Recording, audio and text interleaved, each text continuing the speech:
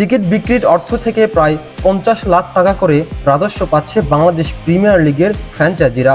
বিসিবির একটি বিশ্বস্ত সূত্র বিষয়টি নিশ্চিত করেছেন। তবে চূড়ান্ত সিদ্ধান্তের আগে বিসিবি পরিচালনায় পর্ষদের অনুমোদন লাগবে। রাজস্বের একটি অংশ পাওয়ার দাবি দীর্ঘদিন থেকে করে আসছে ফ্র্যাঞ্চাইজিরা। অবশেষে ফারুক আহমেদের বোর্ড প্রথমবারের মতো এই দাবি পূরণ করতে যাচ্ছে। টিকিট বিক্রি থেকে এবার রেকর্ড আয় হওয়ায় বিসিবির এই সিদ্ধান্ত। বিপিএলে আগে 10 আসরের টিকিট বিক্রয় হয়েছিল 15 কোটি টাকার মতো। এবার এক আসরেই বিক্রি হয়েছে 13 কোটি 25 লাখ টাকা। ফ্র্যাঞ্চাইজিগুলোর জন্য সুখবর, এই টিকিট বিক্রয় থেকে তাদের ভালো পরিমাণ অর্থ দেবে বোর্ড। বিসিবির সভাপতি ফারুক আহমেদ অঙ্কটা নিশ্চিত করেছেন। গত আসরগুলোতে টিকিট বিক্রয় হয়েছে 15 কোটি 25 লাখ টাকা। বিপিএলের টিকিট বিক্রয়ের সাফল্য নিয়ে কাল বিসিবির সভাপতি বলেন, ফ্র্যাঞ্চাইজিদের দাবি ছিল রেভিনিউ শেয়ারিংয়ের। টিকিট বিক্রি থেকে যে অর্থ আয় হয়েছে তা থেকে বড় একটি অংশ দলগুলোকে দেওয়া হবে।